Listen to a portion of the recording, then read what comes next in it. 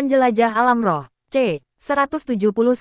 Senja. Karena kelelahan, Zhang Yuanxing naik taksi pulang. Setelah meninggalkan gedung internasional, dia pergi ke Villa Fujiwan, menyerahkan uang tunai kepada Fu Qingyang, dan meminta pemuda kaya itu untuk mentransfer uang tersebut ke rekening yang mulia surgawi utama. Kemudian dia mengaku kepadanya tentang kesepakatannya dengan Tuan Bill, dan kemudian menelepon Guan Ya untuk mengundangnya ke Teluk Keluarga Fu untuk berlatih tanding.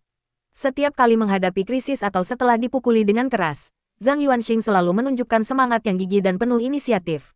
Pengamatan Fu Qingyang terhadapnya sangat teliti. Di meja makan, Zhang Yuanxing mengunyah daging babi asam manis dan bertanya, "Nenek, apakah sepupuku lembur lagi?" Nenek, dengan tunas bambu di antara jari-jarinya, berkata dengan santai, "Bibimu mengajaknya keluar untuk acara sosial." Ya ampun, aneh sekali. Kakak iparku mengajak keponakanku ke acara sosial. Seru bibiku dengan dramatis. Kakak ipar yang dimanjakan mengajak keponakannya yang mapan dan dewasa untuk acara sosial terdengar seperti kakak laki-laki yang tidak dapat diandalkan mengajak keponakannya memulai bisnis. Nenek memasang ekspresi suka bergosip, dan meskipun sedang di rumah, tanpa sadar dia berbisik. Dalam beberapa hari lagi, akan terjadi gempa bumi di kalangan pejabat kota. Setelah mengatakan itu, dia melihat putri dan cucunya menatapnya dengan campuran kebingungan dan kekaguman, dan merasakan kepuasan. Kemudian dia melanjutkan, "Saya dengar banyak orang di sistem keamanan akan terkena dampaknya, yang akan menyebabkan banyak posisi kosong. Adapun Yuan Jun, seperti yang kalian semua ketahui, dia telah bekerja keras selama bertahun-tahun dan telah memberikan banyak kontribusi, tetapi sulit untuk mendapatkan promosi di kota. Tidak peduli berapa banyak prestasi yang Anda miliki, Anda tetap harus mempertimbangkan senioritas, jadi dia telah berada di posisi kapten tim kedua selama bertahun-tahun. Sekarang kesempatannya telah tiba. Bibimu ingin menggunakan koneksinya untuk melihat apakah dia bisa membantu Yuan Jun dipromosikan. Ngomong-ngomong, dia dikenalkan oleh kakekmu. Diperkenalkan oleh kakek dari pihak ibu saya." Zhang Yuanxing menatap kakek dari pihak ibunya. "Kakek saya dari pihak ibu bekerja di sistem keamanan publik sepanjang hidupnya dan memiliki jaringan koneksi yang luas." Namun, lelaki tua itu bangga dengan kejujurannya dan tidak pernah membentuk kelompok eksklusif atau melakukan praktik pilih kasih. Meskipun ia mengenal banyak orang, ia tidak memiliki hubungan yang mendalam dengan mereka. Mengapa berubah pikiran sekarang, menghadapi tatapan yang dilayangkan oleh cucu dan putrinya? Kakek yang tegak dan tegas itu terbatuk dan berkata, "Aku hanya bertanya apakah ada kemungkinan." Jiang Yue berkata, "Oh, berapa banyak uang yang kau siapkan, kakak ipar?" Kakek terbatuk 2 kali dengan keras, "Aku hanya bertanya apakah ada kemungkinan." Zhang Yuanxing berkata, "Oh," lalu bertanya, "Apakah 500.000 cukup?"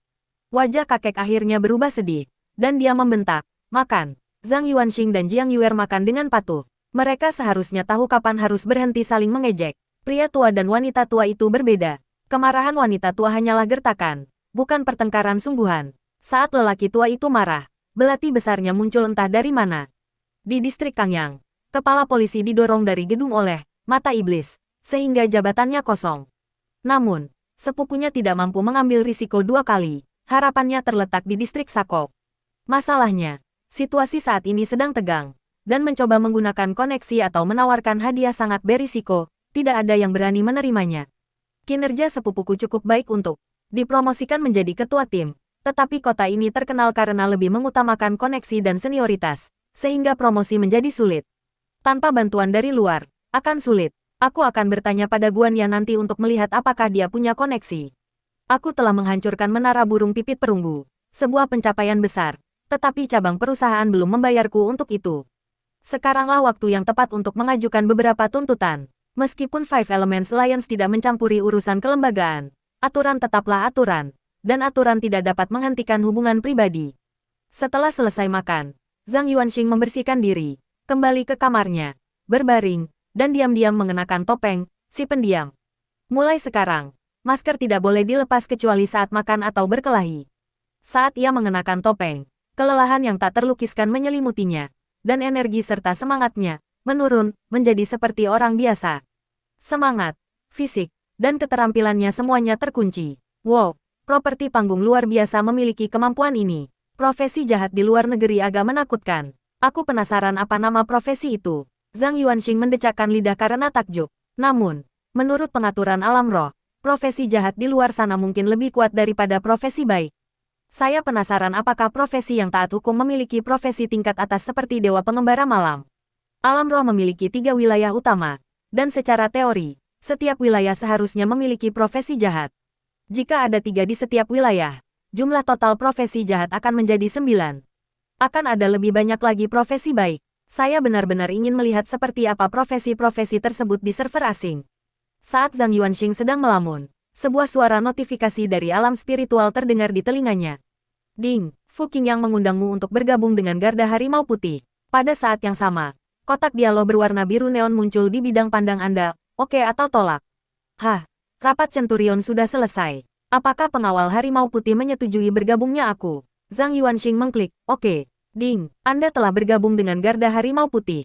Harap baca peraturan guild dengan saksama. Anda dapat melihat keuntungan guild di inventaris Anda. Zhang Yuanxing dengan cepat membuka atribut karakter, menemukan penjaga harimau putih di bagian guild, mengkliknya, dan pengantar serta aturan penjaga harimau putih pun muncul. Aturan Garda Harimau Putih sederhana, tidak membunuh tanpa pandang bulu, tidak menindas yang lemah, tidak bergaul dengan profesi jahat, tidak melanggar ketertiban umum dan moral yang baik, tidak mengkhianati anggota geng, mematuhi tugas-tugas yang sah, dan setia pada perintah pemimpin geng. Adapun tunjangan, selain gaji tambahan yang setara dengan posisi di Five Elements Alliance, akan disediakan rumah senilai 20 juta di kota tingkat pertama atau kedua, dan akan ada perusahaan khusus untuk melayani White Tiger Guard. Selanjutnya, Zhang Yuanxing membuka gang warehouse. Kata, astaga, tadi terucap begitu saja. Gudang geng memiliki 40 kompartemen, penuh dengan properti dan material, yang mencakup 7 profesi tertib, 3 profesi jahat, dan properti dari profesi asing yang tidak dia kenal. Isi gudang ini saja bernilai setidaknya beberapa miliar. Zhang Yuanxing diam-diam membuka gudang. Kembalinya orang mati, melirik orang-orangan sawah dan semprotan ketahanan, lalu meneteskan air mata dalam diam. Fu Qingyang memperlihatkan kepadanya keragaman dunia. Ding dong, ponselku berdering. Itu adalah pemberitahuan pesan masuk. Zhang Yuanxing menutup gudang gang dan mengambil ponselnya untuk memeriksa pesan. Fu Qingyang mengundang Anda untuk bergabung dalam obrolan. Grup yang baru ditambahkan ini bernama White Tiger Guard, dan memiliki 16 anggota. Ling Jun, pendatang baru sudah datang. Pendatang baru, cepat kirimkan amplop merah. Penyapu dunia, saya pendatang baru di sini. Kirim amplop merah dengan cepat. Sebaiknya dengan foto Anda mengenakan pakaian wanita. Putra ketujuh, ayo kita kirimkan amplop merah. Lalu aku akan tidur. Apakah tren tidak sehat mengirim amplop merah di obrolan grup ini sudah menyebar ke seluruh dunia? Bahkan penjelajah alam roh pun melakukannya. Bibir Zhang Yuanxing berkedut, dan dengan enggan ia mengirimkan amplop merah senilai 100 yuan. Yang mulia surgawi primal, saudara-saudara, ini adalah hadiah kecil tetapi memiliki makna yang besar.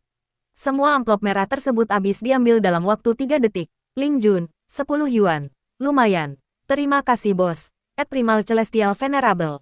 Harimau putih di grup ini semuanya orang suci. Jilat mereka baik-baik, dan mintalah bantuan mereka jika Anda mengalami masalah di masa depan. Hah, semua orang di sini adalah orang suci. Seru Zhang Yuanxing dengan terkejut. Meskipun dia tahu bahwa pasukan harimau putih Fu Qingyang berkualitas tinggi, dia tidak menyangka bahwa jumlah rata-rata para Saint begitu tinggi. Fu Qingyang, mungkin tidak lama lagi kalian semua akan menjilat sepatunya. Putra ketujuh, bos, itu sudah keterlaluan. Primal Celestial Venerable mungkin sangat berbakat, tapi kami juga bukan orang yang mudah dikalahkan. Harimau kecil, ngomong-ngomong, Primal Celestial Venerable adalah dewa pengembara malam level 3, kan? Bos mengira kau bisa naik ke tingkat Sainthood di instance pembantaian di tengah tahun, jadi dia membuat pengecualian dan mengundangmu. Tapi kalau aku ingat dengan benar, kau naik ke level 3 di kota Yin Yang. Putra ketujuh, begitu ya. Kalau begitu akan agak sulit bagi Primal Celestial Venerable untuk masuk 10 besar di Slaughter Instance. Secara umum, mereka yang bisa menduduki peringkat 10 besar di Slaughter Instance di pertengahan atau akhir setiap tahun adalah para jenius dengan nilai pengalaman mendekati atau di atas 90%. Bahkan di level 3, terdapat perbedaan besar antara 1% dan 99% poin pengalaman. Primal Celestial Venerable, jika aku beruntung, aku seharusnya bisa memasuki Celestial Venerable Solo lagi sebelum instance pembantaian besar di pertengahan tahun. Omong-omong, apakah ada yang punya pengalaman dengan turnamen arena? Apakah item yang diberikan oleh penyelenggaranya kuat? Harimau kecil, tentu saja itu kuat. Mungkin salah satu dari 2 teratas di kelasnya, tetapi sangat sulit untuk meraih juara pertama.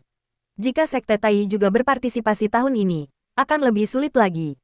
Ling Jun, jika pertarungannya tanpa batasan, kurasa para penguasa, di tahap luar biasa, para yang mulia surgawi primal tak diragukan lagi termasuk yang terkuat, Tetapi turnamen arena mungkin menghadirkan keterbatasan. Teknik bertarung primal mereka masih perlu ditingkatkan. Zhang Yuanxing mengobrol santai dengan mereka, secara bertahap memperoleh pemahaman dasar tentang anggota geng tersebut. Putra ketujuh memiliki kepribadian yang agak eksentrik dan lincah, pandai bercanda, dan tipe orang yang suka membuat masalah. Little Tiger cukup tenang dan berbicara dengan cara yang terukur dan sistematis, memberikan kesan yang sangat dapat diandalkan kepada orang-orang. World Sweeper tampaknya memiliki kehidupan keluarga yang tidak bahagia, karena ia mengeluh beberapa kali dalam waktu kurang lebih 10 menit tentang istrinya yang mengganggunya dan tidak menghormatinya. Namun, semua orang diam-diam mengabaikannya. Sedangkan yang lain, mereka tidak ikut berkomentar. Saya tidak tahu apakah itu karena para pendatang baru di tahap luar biasa tidak layak mendapatkan sambutan antusias mereka, atau hanya karena mereka tidak terbiasa dengan obrolan grup. Kemudian, tidak ada seorang pun yang berbicara di dalam kelompok itu. Ini adalah grup yang tidak terlalu aktif. Orang-orang di White Tiger Guard tidak mudah diajak bergaul. Zhang Yuanxing diam-diam keluar dari aplikasi obrolan. Ruang pribadi yang megah, didekorasi dengan warna emas gelap dan merah mawar, menciptakan kesan mewah dan berkelas.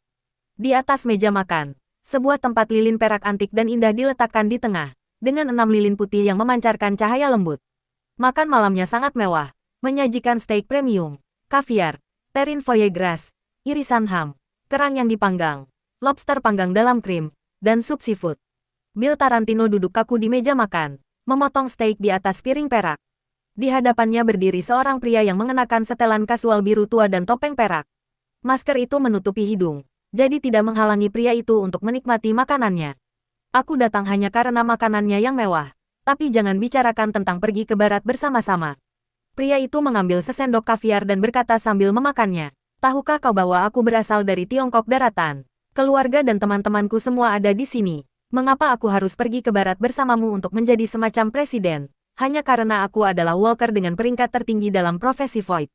Bill Tarantino meletakkan pisau dan garpunya lalu berkata dengan tulus, "Kami bisa membantu keluargamu berimigrasi. Mengapa kamu tidak pergi ke lingkungan yang lebih baik untuk berkembang? Barat memiliki langit yang lebih luas. Seorang jenius sepertimu harus melebarkan sayapmu dan terbang tinggi di sana." Dia melirik meja makan dan tersenyum. "Makan malam seperti ini hanyalah santapan biasa bagiku. Tetapi kau 100 kali lebih mulia dariku. Kau ditakdirkan untuk memimpin kerajaan bisnis yang luas itu dan menjadi pemimpin semua pedagang."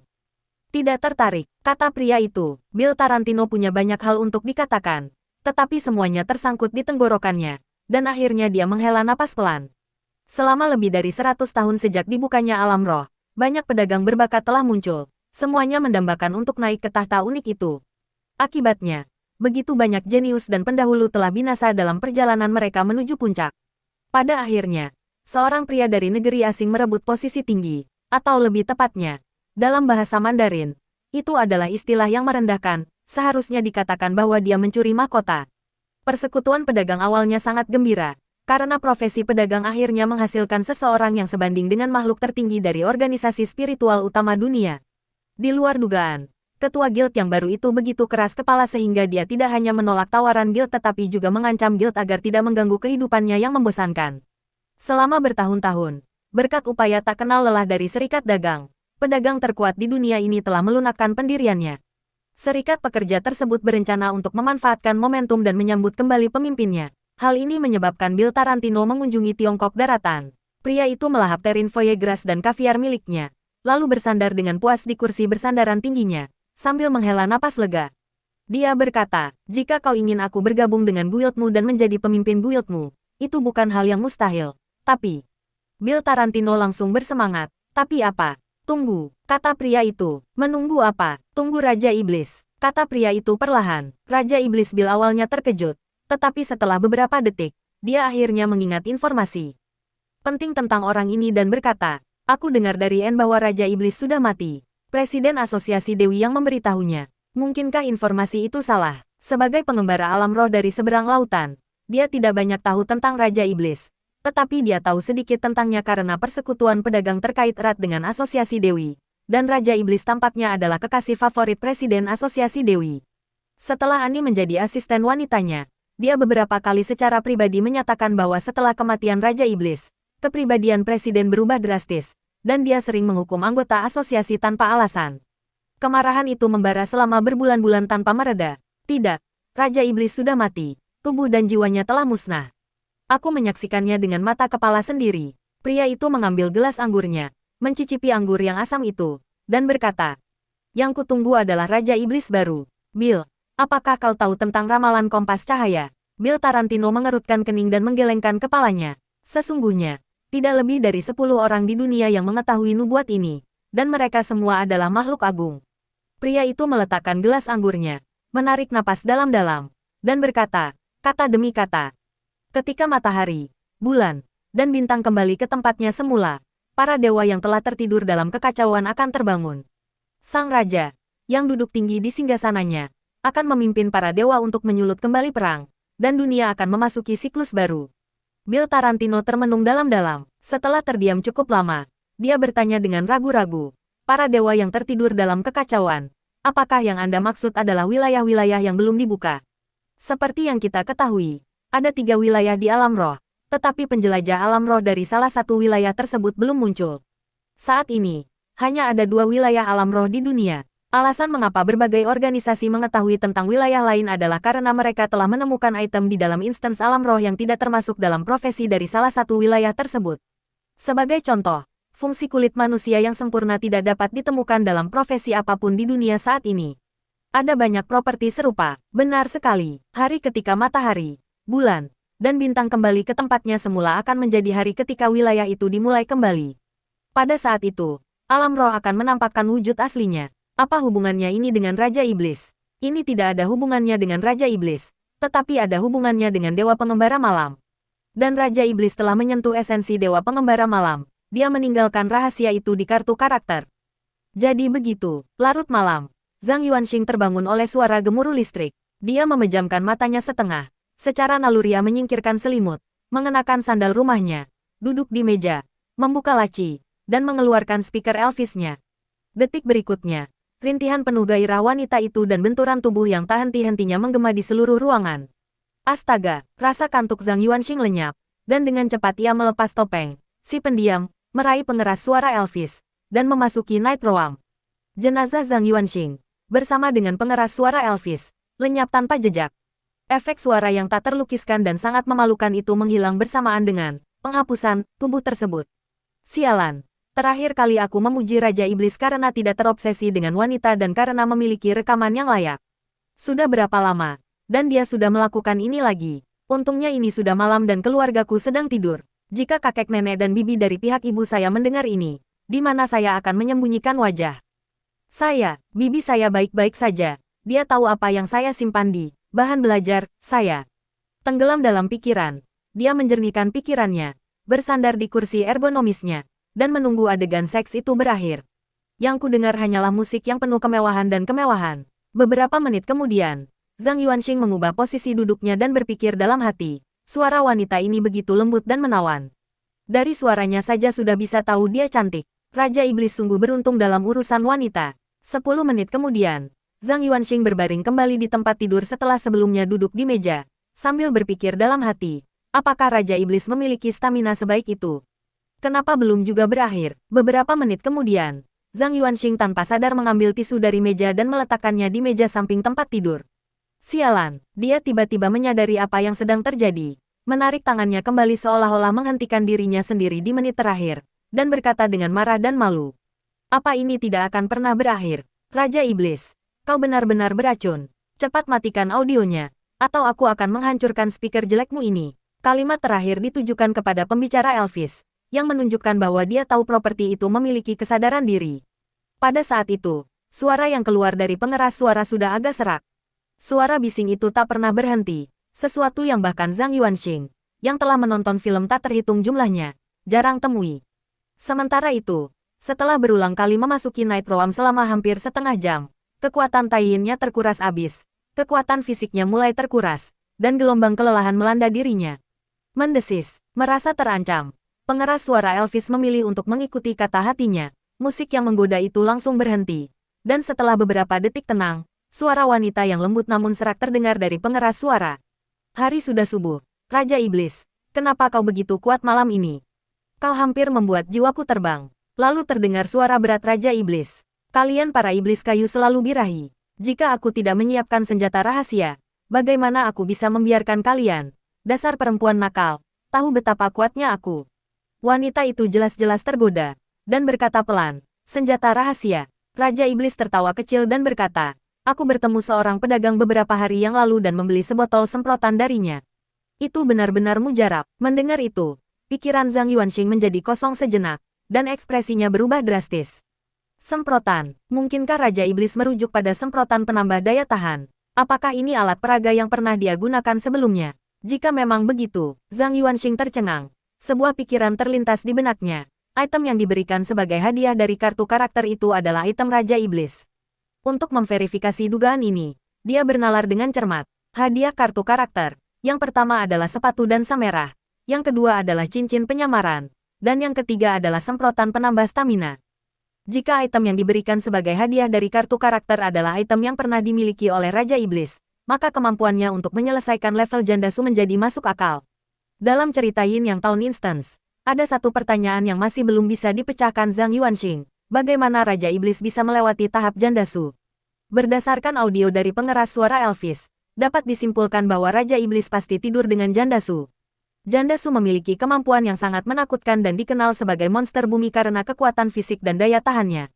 Memakan akar teratai. Lagi pula, ini adalah dewa pengembara malam. Jika semprotan penambah daya tahan digunakan, maka itu masuk akal. Itu tidak benar. Zhang Yuanxing tiba-tiba mengerutkan kening. Sepatu dansa merah itu juga merupakan hadiah untukku dari kartu karakter. Tetapi tidak mungkin itu adalah barang milik Raja Iblis. Alasannya sederhana. Legenda terowongan siling berasal dari abad lalu. Tim konstruksi dimusnahkan oleh sepatu dansa merah. Karena campur tangan sepatu dansa merah itulah terowongan siling menjadi alam uji coba tingkat serangga. Jika sepatu dansa merah itu adalah properti Raja Iblis, setidaknya dia harus membawanya bersamanya. Jika tidak, serangga di terowongan siling tidak akan bertahan selamanya. Penjelasan ini tidak masuk akal. Zhang Yuanxing terdiam sangat lama. Pikirannya berkecamuk. Tiba-tiba, ia teringat sebuah detail yang terlupakan. Kemampuan menarimu tetap buruk seperti biasanya. Ekspresinya langsung membeku, dan badai berkecamuk di dalam pikirannya. Jadi, itulah arti dari sepatu dansa merah. Setelah dia berhasil menyelesaikan tarian dan melanggar aturan sepatu dansa merah, item yang berkaitan dengan aturan ini muncul dengan pesan yang membingungkan ini. Saat itu, Zhang Yuanxing hidup serba kekurangan dan tidak tahu apa-apa tentang alam roh, jadi dia tidak terlalu memikirkannya. Jika dipikir-pikir sekarang, itu agak mengerikan. Meskipun kita tidak tahu mengapa sepatu dansa merah tinggal di terowongan siling, satu hal yang pasti, Raja Iblis pernah mengunjungi kuil Dewa Gunung, dan dia mengenal sepatu dansa merah. Zhang Yuanxing memijat pangkal hidungnya, akhirnya menemukan rahasia hadiah kartu karakter tersebut. Setelah kematian Raja Iblis, barang-barang tersebut tidak diambil kembali oleh alam roh, tetapi disimpan dengan cara tertentu oleh kartu karakter dan menjadi hadiah kartu karakter. Pikiran Zhang Yuanxing dengan cepat terganggu oleh erangan wanita itu. Pasangan yang berselingkuh dalam rekaman audio tersebut, setelah beristirahat beberapa menit, melanjutkan pertemuan penuh gairah mereka. Apakah iblis kayu benar-benar se-ekstrem itu? Apakah dia selalu birahi? Bagaimana mungkin seorang wanita biasa bisa menahan penetrasi seintens itu? Rekaman audio ini pasti direkam di musim semi. Zhang Yuanxing penuh dengan keluhan. Mendesis, suara statis tiba-tiba terdengar, dan pengeras suara Elvis secara otomatis melewati bagian itu. Setelah beberapa detik hening, suara Raja Iblis yang dalam dan serak, seolah-olah pita suaranya rusak, akhirnya terdengar. Uji coba sudah selesai. Pria itu tidak berbohong padaku. Semprotan penambah daya tahan itu benar-benar ampuh. Meskipun fungsiku di area itu normal, pria mana yang bisa menolak daya tahan yang lama? 5 juta itu terpakai dengan baik. Namun, kecuali Anda ditemani 2 atau 3 teman wanita, atau seorang wanita iblis kayu yang sedang birahi, Anda sebaiknya tidak menggunakan semprotan ini dalam keadaan normal. Jika tidak, Anda tidak akan bisa mengendalikan diri saat melihat seekor babi betina. Zhang Yuanxing berpikir dalam hati, Tuan Iblis, tolong lebih berhati-hati. Kau tidak perlu takut dalam hal urusan hati, dan kau rela jatuh ke dalam perangkap profesi nafsu hanya demi sepotong makanan laut. Ini semua kesalahan semprotan ketahanan. Apakah kau lupa harga yang harus dibayarnya? Selain itu, bisakah kita tidak menyebutkan babi betina? Pembicara Elvis terus memutar audio. Waktu berlalu begitu cepat, aku sudah menjadi penjelajah alam roh selama 3 bulan sekarang. Jujur saja, hanya sedikit orang yang bisa mengalahkanku di tahap luar biasa. Sayangnya, untuk maju ke tahap suci, aku perlu membuka instance pembantaian di akhir tahun. Sebelum ini, berapapun banyaknya instance yang saya selesaikan, Saya tidak pernah bisa naik ke level 4. Seolah-olah ada kunci yang menghalangi pintu dari yang luar, biasa menuju yang suci, dan kuncinya hanya bisa didapatkan di instance pembantaian. Analisis pribadi saya adalah bahwa para pejalan alam roh di tahap Sein akan berganti pekerjaan, dan setelah berganti pekerjaan, mereka akan memiliki gelar dan kekuatan baru. Namun, hadiah untuk instance pembantaian adalah kekuatan Taiyin, bukan kekuatan baru setelah berganti pekerjaan. Oleh karena itu, Anda harus berpartisipasi dalam instance pembantaian besar. Kekuatan baru yang diberikan setelah menyelesaikan instance tersebut adalah kunci untuk maju ke tahap Sein. Pendekatan Raja Iblis sungguh menakjubkan. Dia telah menganalisis esensi dari instansi pembantaian dengan sangat baik. Orang ini cukup pintar, itu masuk akal. Dia menjadi pemain top di tahap luar biasa hanya dalam 3 bulan. Dan itu hanya karena dia lahir di waktu yang tepat. Instansi pembantaian hanya dibuka di pertengahan dan akhir tahun. Zhang Yuanxing mendecakkan lidah dan terus mendengarkan. Aku bertemu lagi dengan Void Profession itu hari ini. Dia selalu muncul tanpa suara, mengesampingkan hal-hal lain. Hanya berdasarkan kemampuannya untuk datang dan pergi tanpa jejak. Mungkin tidak banyak orang di dunia yang bisa membunuhnya. Dia tahu aku dikendalikan oleh cawan suci dan merasa sangat bersimpati padaku. Tetapi cawan suci yang jatuh adalah benda bertipe aturan tingkat tinggi. Seringkali, aturan-aturan itu berarti tidak ada solusi. Dan satu-satunya hal yang dapat melanggar aturan adalah aturan itu sendiri. Dia berkata bahwa untuk membebaskan diri dari kendali cawan suci yang jatuh, aku harus mendapatkan item tertentu dari profesi Dewa Pengembara Malam, yang melambangkan yang tertinggi dan cahaya. Hanya dengan mendapatkan item itu aku dapat membebaskan diri dari kendali Hakim Mata Hantu. Meskipun aku merasa dia punya motif tersembunyi saat memberitahuku informasi ini tetap kabar baik. Hidupku tidak lagi suram, aku pasti akan mendapatkan kembali kebebasanku dan membunuh Hakim Mata Hantu. Tidak seorang pun bisa memperbudakku. Tidak seorang pun. Suara dengung listrik memenuhi udara saat pembicara Elvis bersiap untuk segmen audio berikutnya. Memanfaatkan kesempatan itu, Zhang Yuanxing mulai berpikir. Ternyata Raja Iblis telah mempelajari metode untuk menghancurkan cawan suci yang jatuh dari kelas Void, yang tampaknya adalah seorang pedagang tingkat tinggi.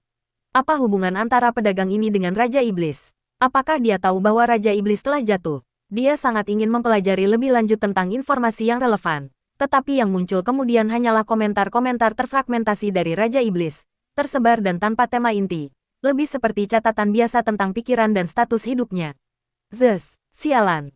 Aku dikejar oleh seorang santa wanita dari aliansi 5 elemen dan hampir mati. Begitu aku mencapai status santa, hal pertama yang akan kulakukan adalah tidur dengannya. Mengapa aku malah berpikir untuk tidur dengannya daripada membunuhnya untuk membalas dendam? Cek, akhirnya aku mengerti kenapa santa wanita itu begitu gigih mengejarku. Ternyata iblis kayu yang tidur denganku terakhir kali adalah putrinya. Dia sepertinya baru berusia 30-an, dan putrinya sudah sebesar ini. Ini salah paham, jelas putrinya yang menunggangiku dan menggoyangkan pinggangnya. Cek, akhirnya aku menemukan cara untuk mendapatkan profesi nafsu secara gratis. Yaitu, temukan item kelas Ksatria, buat kontrak, dan buktikan bahwa hubungan tersebut sukarela dari kedua belah pihak.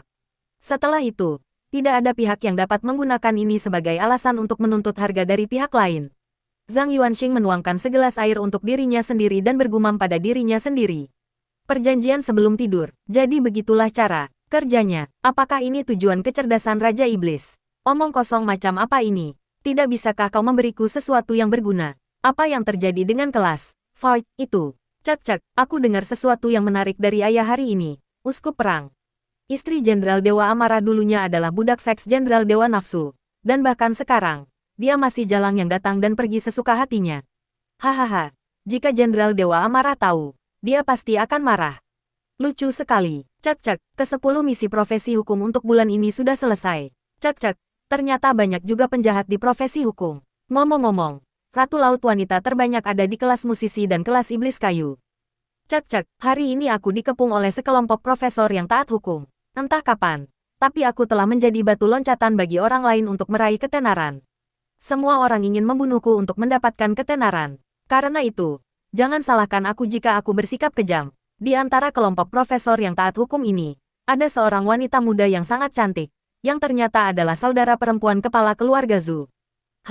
Menarik, aku akan memberinya pelajaran. Puff, mendengar itu, Zhang Yuanxing menyemburkan seteguk air. Apakah adik Zhu adalah mantan istri Red Moon An? Apakah dia dilatih oleh Raja Iblis? Apakah itu sebabnya kepribadiannya berubah drastis, dan dia mulai menyiksa kekasih dan suaminya? Apakah Red Moon An mengalami gangguan psikologis sebagai akibatnya, sehingga menciptakan menara burung pipit perunggu? Ini, sebuah kalimat terlintas di benak Zhang Yuanxing. Kapan siklus balas dendam ini akan berakhir? Jadi ternyata kaulah dalang di balik semuanya, Raja Iblis. Perasaan aneh muncul di hati Zhang Yuanxing. Raja Iblis adalah karakter dengan terlalu banyak kekurangan. Anda mungkin menyebutnya sebagai sosok yang kejam dan berkuasa. Dan memang benar, sangat sedikit orang kuat seperti dia di dunia ini. Namun yang dipikirkannya hanyalah tidur dengan wanita. Ia keva kelas dan kehalusan yang diharapkan dari seorang pria hebat. Setidaknya, itulah yang terjadi selama periode luar biasanya. Anda bisa menyebutnya orang bijak. Dia tidak bodoh. Dia sangat berbakat. Dan dalam waktu kurang dari 3 bulan dia menjadi pemain terbaik di panggung luar biasa. Analisisnya terhadap berbagai kejadian dan alam spiritual sangatlah mendalam. Tapi aku selalu saja terjebak dalam perangkap konyol. Seperti tidur dengan les profesion. Yang sangat kusesali sampai hampir menangis seperti babi. Anda bisa menyebutnya penjahat. Dan memang benar demikian. Dia telah melakukan banyak hal buruk dan merupakan salah satu dari makhluk jatuh yang diakui oleh pihak berwenang. Tapi dia juga cukup menyedihkan. Ketika dia lemah, dia dikendalikan oleh cawan suci yang jatuh. Dan kekuatan jahat secara bertahap merusak pikirannya. Dia juga harus menyelesaikan tugas-tugas tuannya setiap bulan. Dan pada akhirnya, demi kebebasan, dia tewas bersama dengan Hakim Mata Hantu. Tokoh yang sangat tragis. Saat dia diam-diam mengeluh, pengeras suara Elvis memutar klip audio lain. Mendesis, kau sepertinya punya ketertarikan khusus padaku. Kau tidak terlihat gay, dan kita tidak punya hubungan keluarga. Kenapa? Itu suara Raja Iblis. Kemudian, sebuah suara laki-laki yang aneh menjawab, karena kaulah Dewa Pengembara Malam. Apa yang salah dengan Dewa Pengembara Malam? Dewa Pengembara Malam memang langka, tapi juga tidak jarang, balas Raja Iblis. Namun, Dewa Pengembara Malam yang liar itu langka. Sebagian besar Dewa Pengembara Malam dikendalikan sepenuhnya oleh Sekte Tai itu. Sangat sulit bagi saya untuk mengembangkan Dewa Pengembara Malam saya sendiri yang dapat dipercaya. Memelihara, ya, aku ingin mengembangkan Dewa Pengembara Malam. Bahkan, sebagian besar makhluk tertinggi ingin mengembangkan Dewa Pengembara Malam, termasuk mereka yang berasal dari profesi jahat. Mengapa? Karena Dewa Pengembara Malam adalah profesi yang sangat istimewa. Seperti yang diketahui oleh siapapun yang telah membaca nubuat Kompas Cahaya. Apa yang membuat Dewa Pengembara Malam istimewa? Dan apa Kompas Cahaya itu? Lebih dari 20 tahun yang lalu, seorang tokoh berpengaruh di barat menemukan sebuah kompas dari alam roh. Kompas itu memiliki kemampuan untuk meramalkan masa depan, kemampuan yang tidak dimiliki oleh profesi manapun yang dikenal. Setelah kompas itu muncul di dunia, ia menimbulkan sensasi, dengan banyak pengembara alam roh yang memperebutkannya. Ini termasuk 5 pemimpin aliansi 5 elemen, pemimpin Sekte Tai, para pemimpin dari 3 organisasi jahat utama, dan para pemimpin dari profesi hukum dan profesi jahat utama di barat, seperti yang Anda ketahui. Petik 2. Hasil dari pertempuran itu adalah sebuah nubuat lahir. Orang-orang mengetahui bahwa alam roh memiliki 3 distrik utama. Salah satunya tidak terbuka, dan 3 makhluk tertinggi. Marsekal Prajurit Harimau Putih, Paus Gereja Dewa Laut, dan Presiden Distrik Timur Masyarakat Energi Spiritual, binasa. Pertempuran itu juga secara langsung menyebabkan terbentuknya aliansi 5 elemen, sebuah aliansi dari 5 geng besar. Raja Iblis bertanya, apa isi ramalan itu? Pria itu tertawa dan berkata, aku tidak bisa memberitahumu sekarang. Aku akan memberitahumu ketika kau mencapai kedudukan sebagai penguasa. Dengan suara dengung listrik, pengeras suara Elvis itu tiba-tiba terdiam sepenuhnya. Ada banyak informasi di sini. Zhang Yuanxing membuka laci, menyimpan pengeras suara, mengeluarkan topeng si pendiam dan memakainya, lalu berjalan ke jendela dan menatap kosong pemandangan malam itu. Dalam kesunyian malam, jendela-jendela bangunan tempat tinggal di seberang jalan semuanya gelap, tetapi lampu-lampu di koridor tetap menyala sepanjang malam. Di luar kawasan perumahan, lampu-lampu jalan memancarkan cahaya yang sunyi, dan tak satu pun mobil terlihat lewat untuk waktu yang lama. Zhang Yuanxing tenggelam dalam pikiran yang mendalam di kesunyian malam. Dia tahu bahwa alam roh terbagi menjadi 3 wilayah utama, tetapi dia tidak menyangka bahwa salah satu wilayah tersebut bahkan belum terbuka. Hal itu juga tidak disebutkan dalam basis data aliansi 5 elemen. Profesi Dewa Pengembara Malam sangat istimewa. Aku ingat bahwa Ketua Asosiasi Dewi juga menunjukkan rasa ingin tahu yang tidak biasa tentang Raja Iblis. Apakah karena dia adalah Dewa Pengembara Malam? Jika kita mengetahui isi spesifik dari nubuat tersebut, kita mungkin bisa menebak mengapa Dewa Pengembara Malam itu istimewa. Rahasia-rahasia ini terlalu jauh untuk dipikirkan oleh Zhang Yuanxing, dan dia mengalihkan perhatiannya kembali ke hadiah eksklusif yang menyertai kartu karakter Raja Iblis. Dahulu, Dia menganggap hadiah eksklusif kartu karakter sebagai semacam kecurangan kecil, yang memberinya hadiah tambahan setiap kali dia menyelesaikan sebuah instance. Diketahui bahwa barang-barang yang diberikan sebagai hadiah dari kartu karakter adalah semua barang yang pernah digunakan oleh Raja Iblis. Zhang Yuanxing harus mengesampingkan prasangkanya dan meneliti kembali masalah ini. Kartu karakter Raja Iblis menyimpan rahasia lain. Itu sudah pasti. Tetapi sebagai penerus Raja Iblis, saya belum bisa menemukan rahasia intinya. Kapan saya bisa menemukannya? Kapan barang-barang yang ditinggalkan oleh Raja Iblis akan menjadi milikku? Dan dengan cara apa barang-barang itu akan diberikan kepadaku? Sekarang dia tahu, itu adalah hadiah eksklusif untuk kartu karakter. Semua yang ditinggalkan Raja Iblis akan diberikan kepadanya satu persatu. Melalui hadiah eksklusif, saat ini berupa item. Tetapi bagaimana dengan nanti? Ketika Sekte Tai mencari penerus Raja Iblis, mereka dengan jelas dan langsung menunjukkan tanda bulan purnama hitam dan hadiah eksklusif dari kartu karakter. Kini tampaknya Sekte Tai telah memberikan jawabannya. Tepat saat itu, Zhang Yuanxing, yang sedang melamun, tiba-tiba merasakan detak jantung yang berdebar kencang, detak jantung yang tak dapat dijelaskan. Wajahnya pucat pasi, ia kesulitan bernapas, dan adrenalinnya melonjak. Dia merasa seperti sedang diawasi. Perasaan yang secara tidak sadar mengingatkannya pada Raja Langit Mata Iblis. Pengalaman kemarin ditatap oleh mata vertikal itu persis sama seperti sekarang. Kecuali kali ini tatapannya lebih lembut, dan tidak akan menyebabkan bahaya nyata pada tubuh. Apakah mata iblis telah sampai di sini? Pencarian menyeluruh telah menemukan lingkungan tempat tinggal saya. Dia memang menggunakan mata vertikal di dahinya untuk menyaring spirit Realm Walker. Kali ini, Zhang Yuanxing lebih berpengalaman. Dia memperlambat napasnya, menjernihkan pikirannya, dan menenangkan dirinya. Kali ini, Zhang Yuanxing yakin dia bisa menghindari pemindaian Raja Langit Mata Iblis. Dengan kekuatan yang disegel oleh topeng sang pendiam, aku tidak berbeda dengan orang biasa. Dilihat dari perasaan gelisah ini, mata iblis pasti sangat jauh. Mengingat jarak dan luasnya area yang dicakup oleh mata vertikal itu, aku tidak percaya mata iblis dapat melihat menembus keadaan mental setiap orang. Seperti yang kita ketahui, semakin luas cakupan suatu keterampilan, semakin sulit untuk mengeksekusinya dengan tepat.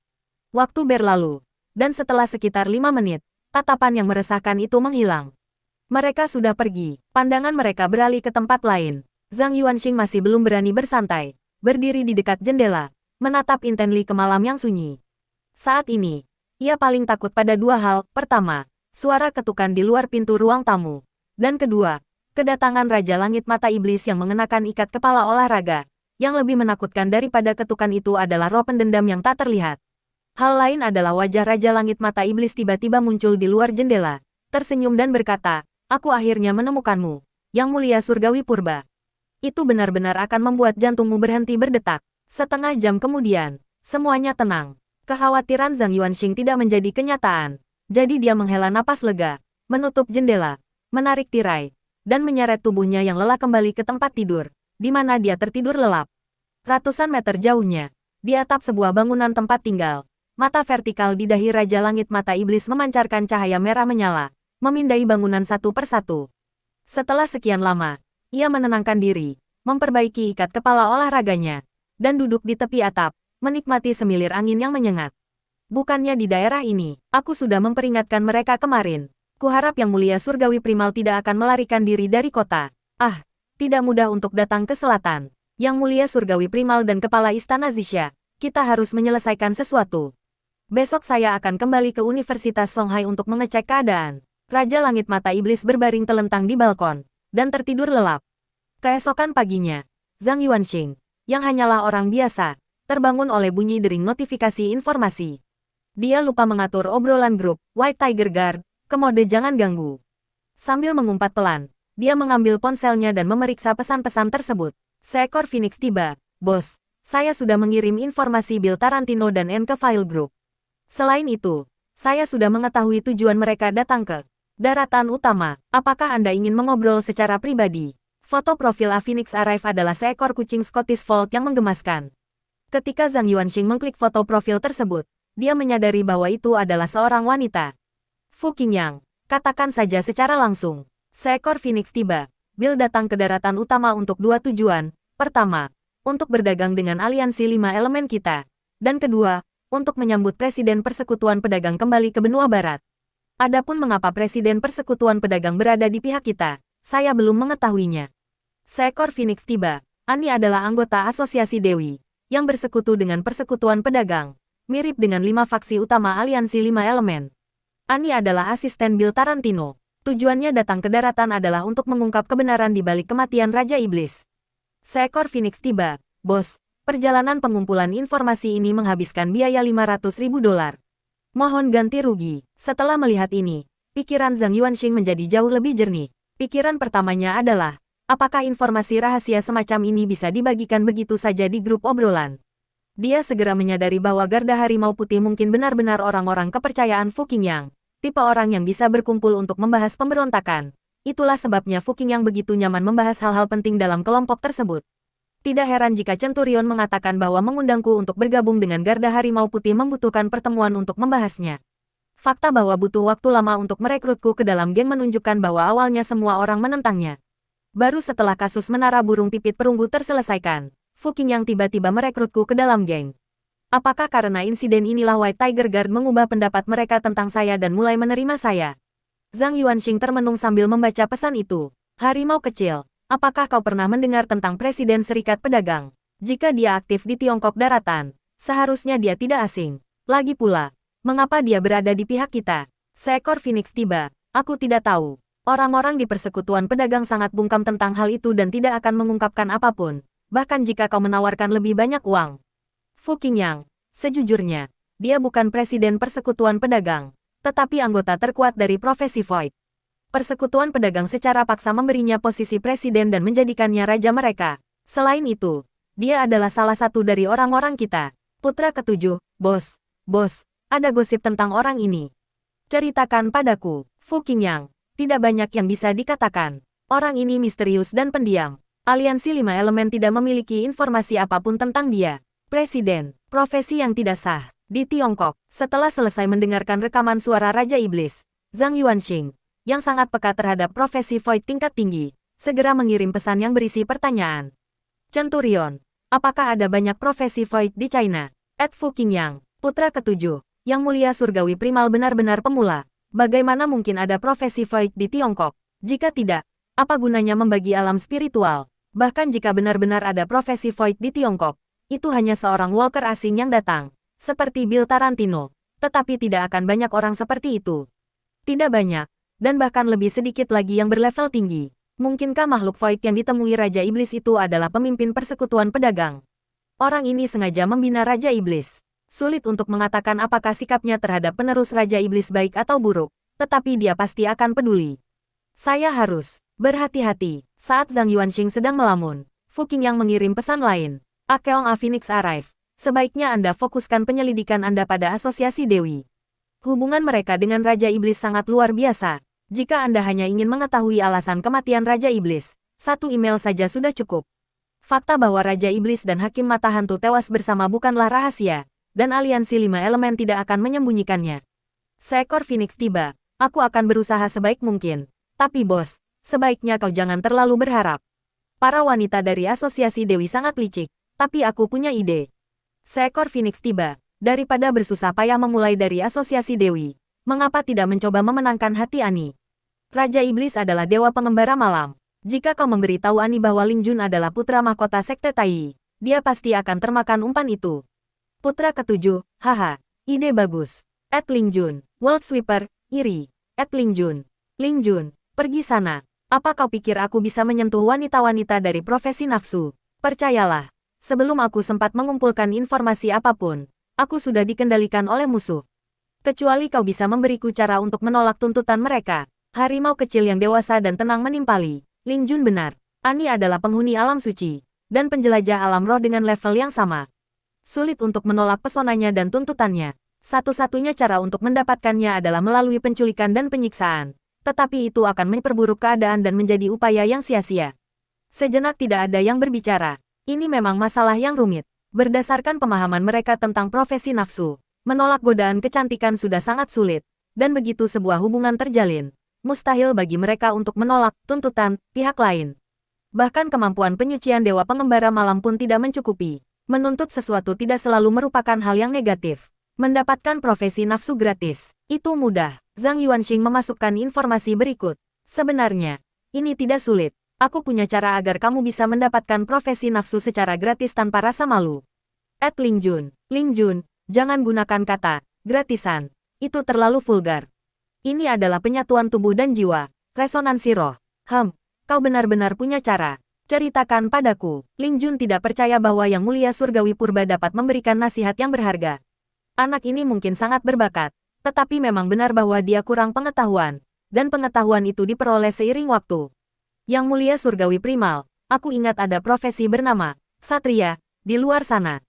Mereka memiliki kemampuan untuk membuat kontrak. Apakah mungkin menggunakan alat-alat kesatria untuk menandatangani kontrak dengan profesi nafsu sehingga mereka tidak dapat meminta imbalan apapun? Ling Jun, putra ketujuh, penyapu dunia, harimau kecil, sepertinya. Ini masuk akal. Kenapa aku tidak memikirkan ini? Yang Mulia Surgawi Purba, pendekatanmu luar biasa. Seekor Phoenix tiba. Itu benar-benar sebuah ide brilian. Kenapa aku tidak memikirkan itu sebelumnya? Bos, anak kecil yang baru saja Anda rekrut ini cukup pintar. Ling Jun, Yuan Shi, mengapa Anda memiliki wawasan yang begitu tajam tentang hal ini? Bukan aku yang jeli, tapi Raja Iblis. Wajar jika dia tidak memikirkan ini. Siapa yang waras akan meneliti cara mendapatkan profesi nafsu secara gratis? Hanya Raja Iblis yang akan melakukannya. Gumam Zhang Yuanxing pada dirinya sendiri. Fu Qingyang, saran Yuanxi sangat bagus. Aku akan mencoba mendapatkan item kelas Ksatria.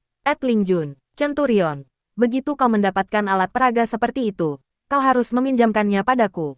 Aku juga ingin berbicara dengan Ani. Tentang cita-cita kita, Zhang Yuanxing memanfaatkan kesempatan ini untuk berbicara dan semakin akrab dengan pengawal harimau putih yang sering ikut berbicara. Mereka secara bertahap mengubah gelar mereka, menyingkatnya menjadi Yang Mulia Surgawi. Setelah grup obrolan Garda Harimau Putih menjadi hening, Zhang Yuanxing menghubungi nomor Fu Qingyang. Centurion, aku merasakan tatapan Raja Langit Mata Iblis tadi malam. Dia datang ke rumahku, meskipun topeng senyap menyelamatkanku dari ini. Itu bukanlah solusi jangka panjang. Zhang Yuanxing mengadu kepada atasannya bahwa Raja Langit Mata Iblis sudah keterlaluan dan terus-menerus menekannya. Fu Qingyang terdiam selama 10 detik penuh sebelum perlahan berkata, "Saya mengerti. Saya akan menyampaikan situasi Anda kepada Dok Elder. Kita benar-benar tidak bisa menunda lebih lama lagi. Permainan kucing dan tikus ini mungkin melelahkan dan merepotkan bagi Raja Langit Mata Iblis. Tetapi bagi Yang Mulia Surgawi Purba, satu kesalahan saja bisa berakibat fatal." Universitas Songhai, Raja Langit Mata Iblis, sambil memegang buku catatan kecil dan menggigit ujung pena, bertanya, "Anda seorang guru baru, kan? Sepanjang ingatan Anda, apakah ada siswa yang absen dari kelas dalam jangka waktu lama baru-baru ini?" Di hadapannya berdiri seorang pria parubaya yang mengenakan kacamata berbingkai hitam dan kemeja lengan pendek. Guru parubaya itu, dengan tatapan agak kosong di matanya, menjawab, "Aku tidak tahu, aku terlalu malas untuk mencatat kehadiran di kelas, dan bahkan kalaupun aku melakukannya, mungkin aku sudah lupa sekarang." "Siapa yang peduli dengan itu?" "Oh, ini," Raja Langit Mata Iblis berkata tanpa daya, "guru yang sangat tidak kompeten." Orang parubaya itu menjawab dengan jujur, "Tidak, saya rasa saya cukup kompeten. Setidaknya saya mengajar dengan baik. Soal apakah siswa mendengarkan atau tidak, itu urusan mereka sendiri. Orang dewasa harus bertanggung jawab atas pilihan mereka sendiri. Siswa yang ingin belajar akan belajar dengan sendirinya, dan memaksa siswa yang tidak ingin belajar adalah sia-sia." "Itu masuk akal." Raja Langit Mata Iblis berpikir sejenak dan bertanya, "Apakah Anda telah melakukan kesalahan? Seperti menggunakan kekuasaan Anda untuk memaksa siswi melakukan hubungan seksual, atau menggunakan kekuasaan Anda untuk mencari keuntungan yang tidak pantas?" Raut wajah guru parubaya itu menunjukkan pergumulan. "Kesehatan saya tidak begitu baik. Saya sudah melewati usia itu. Saya tidak mencari keuntungan yang tidak semestinya." Raja Langit Mata Iblis mengangguk sedikit. "Pergilah dan ajarlah dengan baik serta binalah siswa." Dia memecat guru parubaya itu dan beralih ke target berikutnya. Dalam satu pagi, melalui penyelidikan yang melelahkan, Raja Langit Mata Iblis mengumpulkan informasi tentang lebih dari 30 siswa yang baru-baru ini sering bolos kelas. Sekitar tengah hari, sekelompok siswa berjalan keluar dari gedung pengajaran dan melewati mata ajaib tersebut. "Tunggu sebentar." Raja Langit Mata Iblis memanggil para siswa. Setelah mendengar itu, para siswa muda menoleh dan melihat sepasang mata merah darah dengan rune aneh yang tercetak di pupilnya. Mereka terdiam, pikiran mereka kosong. Raja Langit Mata Iblis tersenyum dan berkata, "Kita teman sekelas yang baik, saudara yang baik, kan?" "Ah, benar, benar." Para siswa mengangguk berulang kali, wajah mereka tanpa ekspresi. Mereka semua terkena sihir satu persatu. Raja Langit Mata Iblis memandang siswa muda yang tinggi dan kurus dengan kantung mata bengkak itu dan bertanya, apakah kamu mahasiswa baru? Siapa namamu? Jawaban spontan dari bocah jangkung dan kurus itu. Nama saya Li Leseng, dan saya mahasiswa tahun pertama. Setelah mengatakan itu, dia bertanya, dengan agak bingung, bukankah kita saudara yang baik? Kamu bahkan tidak tahu itu. Raja Langit Mata Iblis tersenyum dan berkata, hanya bertanya, omong-omong, apakah ada siswa di kelas yang akhir-akhir ini sering bolos? Tidak hadir dalam jangka waktu lama. Li Leseng berpikir sejenak dan berkata, ya, Zhang Yuanxing sudah lama tidak berada di sini. Terakhir kali saya menambahkannya sebagai teman dan mengundangnya ke acara sosial. Dia jelas setuju. Tetapi saya tidak dapat menemukannya dimanapun. Raja Langit Mata Iblis berseru, oh, lalu bertanya, bagaimana cara mengeja namanya? Zhang, karakter untuk busur dan panjang, merujuk pada dinasti Yuan, Ming, dan Qing, kata Li Leseng. Raja Langit Mata Iblis mencatat nama itu dan, seperti biasa, bertanya, apakah kau telah melakukan kesalahan, seperti menyalahgunakan posisimu? Pada saat itu, melirik pakaian murah pria lain, sepatu seharga beberapa ratus yuan, dan lingkaran hitam di bawah matanya karena begadang semalaman bermain game, Raja Langit Mata Iblis diam-diam menelan kata-kata yang tersisa dan melambaikan tangannya. Ayo kita makan. Gelombang pertama nama-nama telah terkumpul. Langkah selanjutnya adalah menyelinap ke arsip sekolah, mencocokkannya, dan menemukan semua nama dalam daftar tersebut. Primal Celestial Venerable adalah official walkers, namanya dipastikan telah dihapus, dan dia tidak dapat ditemukan dalam catatan sekolah. Siapapun yang namanya tidak dapat ditemukan adalah seorang yang mulia surgawi purba. Tokoh hewan peliharaan, boneka Teddy berambut keriting duduk tegak di atas meja, dan tanaman pot di sudut meja secara otomatis menjulurkan sulurnya, menyalakan komputer, memasukkan kata sandi, dan masuk ke perangkat lunak rapat. Beberapa menit kemudian, para tetua cabang Songhai Online satu persatu, dengan yang keenam adalah ketua Istana Zixia. Tetua anjing menghela napas, semuanya, Fu Qing yang baru saja menghubungiku. Raja Langit Mata Iblis telah pergi ke keluarga Yuanxi. Turnamen arena yang diselenggarakan oleh markas besar akan dimulai dalam seminggu. Masalah ini tidak boleh ditunda. Sudah waktunya untuk menghadapi Mata Iblis. Dewi Luo, Anda telah bertarung melawan Mata Iblis. Seberapa kuat dia? Tetua Istana Dewa Air, yang foto profilnya adalah sungai yang mengamuk, berkata dengan tenang. Meskipun hanya pertarungan singkat, aku menggunakan 70% kekuatanku. Sedangkan untuk Mata Iblis, dia hanya bisa menggunakan maksimal 40%. Aku tidak punya peluang untuk menang jika aku bertarung dengannya sampai mati. Perkiraan awal saya adalah dibutuhkan 2 tetua untuk melawannya hingga seri. Tentu saja, ini tanpa mempertimbangkan penggunaan barang apapun, Mata Iblis yang mengamuk, pembantaian orang biasa, atau penggunaan perang untuk mempertahankan perang. Anda harus menyadari kekuatan dan kengerian Dewa Perang Kuno. Tetua Geng Api Merah mendengus. Sekuat apapun Dewa Perang Kuno itu, bahkan jika dia mengamuk dan membantai orang biasa tanpa pandang bulu untuk menyerap esensi kehidupan mereka, dia sendiri bukanlah tandingan bagi kami berenam. Tidak peduli berapa banyak variabel yang ada di medan perang, dan tidak peduli seberapa kuat Dewa Perang Kuno itu, dia tidak mungkin bisa melawan 6 penguasa sendirian. Seorang tetua dari pasukan Harimau Putih, berbicara dengan nada lantang. Ini bukan soal apakah kita bisa menang atau tidak, tetapi bagaimana cara melenyapkan Mata Iblis dengan biaya serendah mungkin. Mata Iblis telah dengan berani bersembunyi di kota beberapa hari terakhir ini karena ia tahu kita tidak akan berani bergerak ke sana. Tentu saja, dia tidak akan berani melawan kita di tengah kota. Kekuatan tempur tingkat dominator setara dengan pesawat pengebom humanoid, kemanapun ia pergi, semuanya akan hancur. Lebur, semakin kuat seorang penjelajah alam roh, semakin terkendali mereka di dunia nyata, karena tidak ada yang ingin dicari oleh alam roh dan menjadi buronan dengan lokasi mereka disiarkan secara langsung.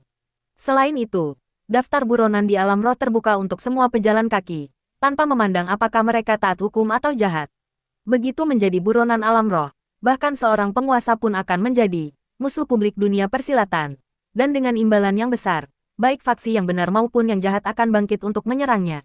Itulah mengapa para tetua di cabang Songhai sangat pusing, karena jumlah mereka jauh lebih banyak. Memecahkan masalah, mata ajaib, bukanlah hal yang sulit. Tantangannya terletak pada bagaimana menyelesaikannya secara diam-diam dan tanpa jejak. Untuk meredam pertempuran dan mencegahnya memengaruhi rakyat biasa, kita harus membawa mata mistik itu keluar dari kota atau ke alam rahasia. Bisakah kebun binatang tetua anjing menjebak mata mistik itu? Suara Master Istana Zixia menggema di ruang konferensi. Suaranya lembut dan halus, dengan sedikit sikap acuh tak acuh, seolah-olah dia sedang berbaring malas di sofa, mengobrol santai.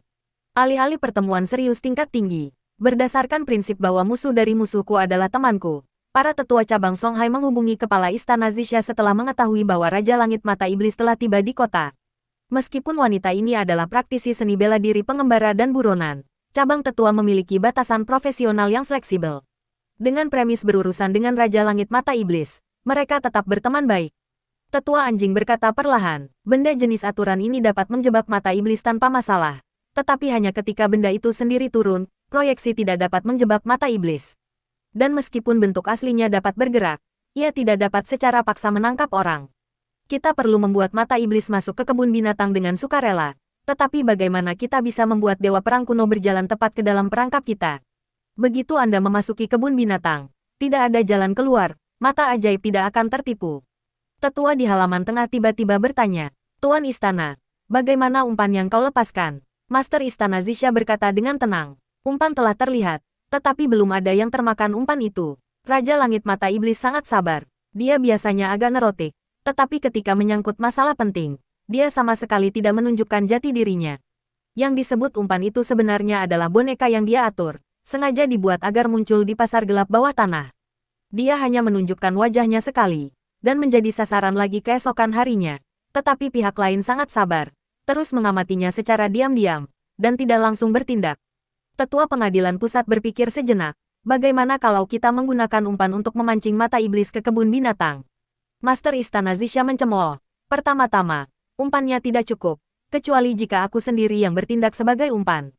Kedua, mata vertikal Raja Langit Mata Iblis dapat melihat menembus penyamaran, dan Zhu tidak memiliki kemampuan untuk menyembunyikan keberadaannya. Ruang rapat menjadi hening sejenak. Begitulah rumitnya menjadi profesi jahat tingkat dominator. Para prajurit Harimau Putih menghela napas. Mata iblis telah berjalan dengan angkuh beberapa hari terakhir ini, sengaja mencoba mengganggu kami. Dia yakin kami tidak bisa berbuat apa-apa terhadapnya, meskipun dia tidak berani mengerahkan seluruh kekuatannya. Turnamen arena, yang diselenggarakan oleh pihak berwenang, akan segera dibuka, dan jika mata badai menimbulkan masalah di kota, markas besar pasti akan meminta pertanggungjawaban.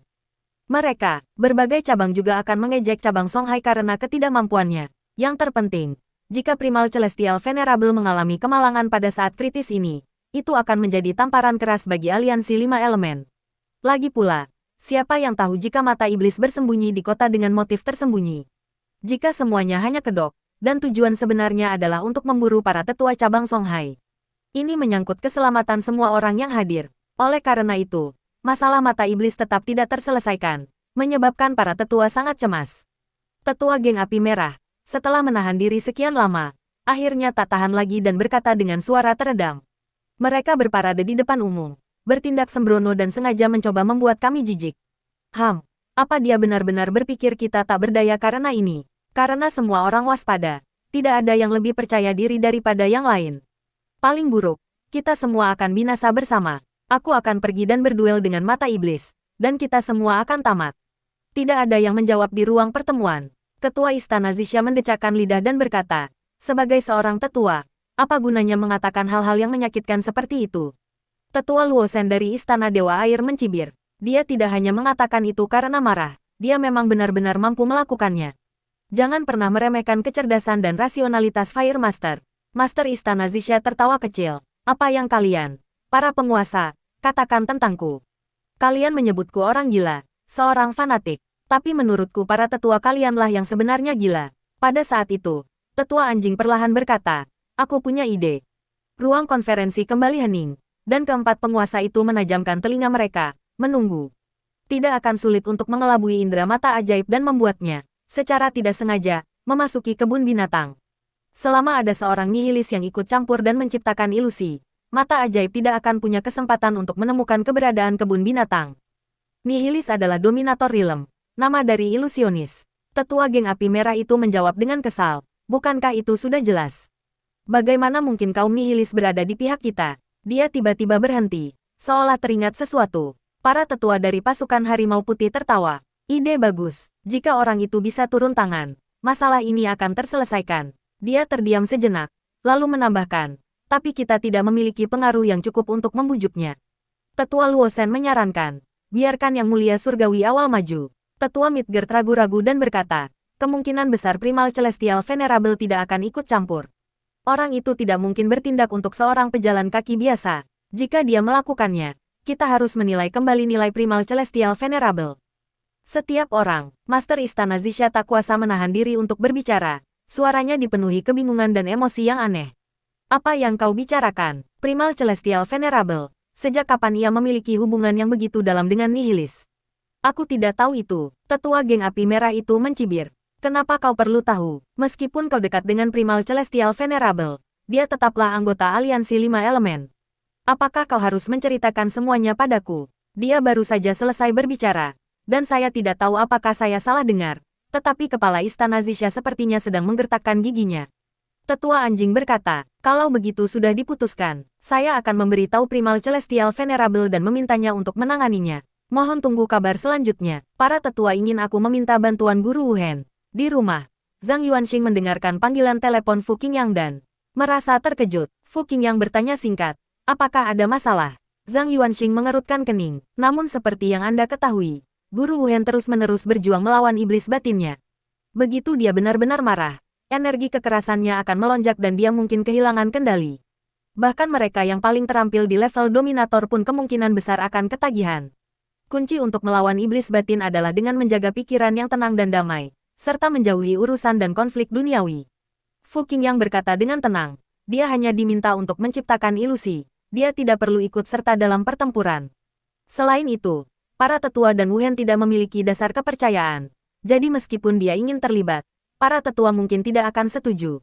Aku akan mencobanya. Zhang Yuanxing tidak berani memberikan jaminan apapun. Setelah menutup telepon, Zhang Yuanxing segera memasang topeng, orang pendiam, dan keluar.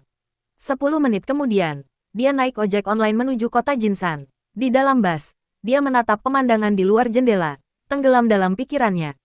Menurut rencana para tetua, jika Guru Wuhen bersedia bertindak, maka mata iblis pasti akan lenyap. Tetapi masalahnya adalah, bagaimana jika Guru Wuhen tidak bersedia bertindak? Statusku sebagai yang mulia surgawi tertinggi tampaknya tidak banyak berpengaruh pada mereka yang mempraktikkan Buddhisme. Namun Raja Langit Mata Iblis harus dihadapi. Bersembunyi hanyalah taktik mengulur waktu dan tidak akan bertahan lama. Ini adalah masalah hidup dan mati, dan kita tidak bisa berpura-pura tidak tahu. Ketika saat itu benar-benar tiba, semuanya hilang. Saat mobil ojek online mendekati Hotel Tracheles, Zhang Yuanxing mendapat sebuah ide. Pengemudi, hentikan mobil. Zhang Yuanxing berteriak. Pengemudi itu tidak berhenti, sambil berkata, kita belum sampai. Saya akan memberi Anda 50 yuan tunai. Saya tidak akan mengurangi kembalian ongkos transportasi Anda. Pengemudi itu mengerem mendadak dan menepi ke pinggir jalan, sambil berkata, semoga perjalananmu aman. Zhang Yuanxing membayar ongkos, turun dari kereta, pergi ke tempat terpencil, dan karena tidak ada orang di sekitar, ia melepas topeng sang pendiam dan menghilang dengan tenang. Kemudian, dia berlari kencang menuju Hotel Tracheles. Pada titik ini, jaraknya masih lebih dari 30 km dari Hotel Tracheles. Dengan kondisi fisiknya saat ini, berlari sejauh 30 km dengan posisi sprint bukanlah hal yang sulit, tetapi berlari sejauh itu dalam kondisi night roam akan sangat berat. Ketika Zhang Yuanxing tiba di luar Hotel Tracheles, dia hampir kelelahan, wajahnya pucat, dan dia berkeringat deras. Terengah-engah, dia muncul di area sepi di samping hotel, bersandar di dinding, tangan di lutut, terengah-engah. Sangat lelah, terakhir kali aku hampir mencapai batas kemampuanku adalah di kota Yinyang. Zhang Yuanxing menelan ludah, tetapi mendapati tidak ada air liur di mulutnya untuk membasahi tenggorokannya. Setelah beristirahat selama 1 atau 2 menit, Zhang Yuanxing terhuyung-huyung ke depan gedung, mendorong pintu kaca hotel tanpa jejak hingga terbuka, dan berteriak dengan lantang. Si kecil bulat, tolong aku. Si bulat kecil, yang sedang memainkan ponselnya di konter, terkejut. Dia mendongak dan melihat kondisi mengerikan dari Yang Mulia Surgawi Purba, dan ekspresinya berubah drastis. Dia dengan cepat menjatuhkan ponselnya dan bergegas mendekat. Alisnya berkerut, wajahnya yang dingin dan cantik memancarkan niat membunuh. Siapa yang menyakitimu? Zhang Yuanxing dengan berlinang air mata menceritakan. Itu Raja Langit Mata Iblis sialan itu. Dia akhirnya menemukanku. Raja Langit yang terhormat ini sungguh tak tahu malu menyerang orang tak berarti. Sepertiku, jika bukan karena campur tangan tetua cabang, aku mungkin sudah mati sekarang. Si bulat kecil mengerutkan kening dan menggertakkan giginya, sambil berkata, anjing gila itu. Dia membantu Sang Yang Mulia Surgawi awal yang gemetar itu ke kursi terdekat dan berkata, apa yang sedang kamu lakukan? Ini adalah kambuhnya cedera lama saya. jelas Zhang Yuanxing, dengan cepat mengganti topik pembicaraan. Raja Langit bermata iblis itu sudah keterlaluan. Ah, si kecil bulat, aku tidak tahu harus berbuat apa. Dia sudah mendorongmu sampai ke titik ini. Wajah pucat bibi Little Round dipenuhi keseriusan. Zhang Yuanxing memanfaatkan kesempatan itu dan berkata, para tetua cabang telah aktif merumuskan rencana untuk menghadapi mata iblis. Tetapi ada satu hal yang salah. Mereka membutuhkan seorang ilusionis yang kuat untuk berpartisipasi. Little Round, saya ingin bertemu dengan Guru Wuhen. Kau ingin Guru Wuhen bertindak? Little Round mengerutkan kening dan ragu-ragu. Kau tahu, mengambil tindakan itu merepotkan baginya. Dan lagi pula, itu akan melanggar aturan yang telah ia tetapkan. Guru Wuhen adalah seorang tetua yang sangat berprinsip. Ini hanya menciptakan ilusi. Ah, itu juga yang kukatakan pada para tetua. Jadi aku tidak berani tinggal di kota dan harus datang ke sini untuk mencari perlindungan padamu. Zhang Yuanxing menghela napas, tampak sedih. Si bulat kecil menatapnya dalam diam. Sang primordial celestial venerable yang dikenalnya tampak berseri-seri, percaya diri, dan ceria, tetapi setelah hanya beberapa hari, ia terlihat begitu murung, seolah-olah ia benar-benar telah dikalahkan oleh Raja Surgawi Mata Iblis. Kemarahan aneh muncul di dalam diri Little Round. Sambil menarik napas dalam-dalam, dia berpikir, jika ini hanya tentang menciptakan ilusi, aku bisa membawamu menemui Guru Wuhen dan berbicara mewakili dirimu. Zhang Yuanxing dengan cepat menggenggam tangannya, dan berkata dengan gembira, nyata. Little Round dengan lembut menarik tangannya dan mengangguk. Keduanya segera masuk lebih dalam ke hotel, menaiki lift, dan tiba di pintu kamar 404. Ketuk-ketuk, si kecil bulat mengetuk pintu dengan jarinya. Guru Wuhen, Yang Mulia Surgawi Purba memohon audiensi. Setelah mengatakan itu, dia mencoba memutar kenop pintu. Jika dia bisa memutar kenop pintu, itu berarti Tuan Wuhen bersedia menemuinya. Sebaliknya, itu tidak terlihat. Dia dengan mudah memutar kenop pintu, menyebabkan pemandangan di sekitarnya terdistorsi dan bergelombang. Dalam sekejap mata, keduanya muncul di sebuah kuil kuno. Di atas mereka terdapat langit-langit berbingkai yang dilukis dengan gambar dewa dan Buddha, dan di depan mereka terdapat patung Buddha emas, memegang bunga, dengan alis yang diturunkan dan mata setengah terpejam, tampak penuh belas kasih sekaligus garang. Zhang Yuanxing menarik napas dalam-dalam menghirup udara yang dipenuhi aroma dupa dan lilin, lalu menyatukan kedua tangannya dalam doa. Guru, saya telah menjadi sasaran Raja Langit Mata Iblis. Saya hampir mati di tangannya kemarin. Para tetua cabang Songhai telah menyusun rencana. Kemudian, dia menyampaikan rencana untuk menghadapi Mata Iblis kepada Guru Wuhen. Guru Wuhen duduk diam, tanpa memberikan tanggapan. Zhang Yuanxing segera membungkuk dan memohon, Tuan, tolong selamatkan saya.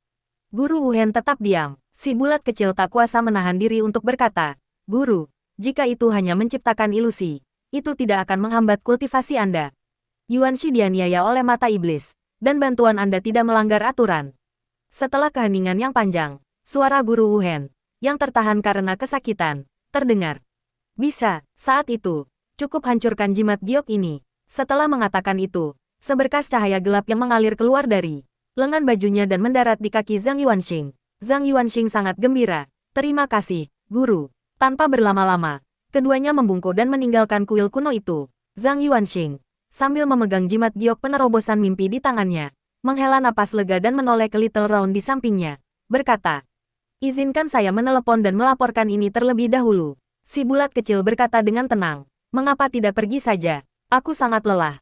Aku ingin minum air dan beristirahat sebentar, kata Zhang Yuanxing dengan serius.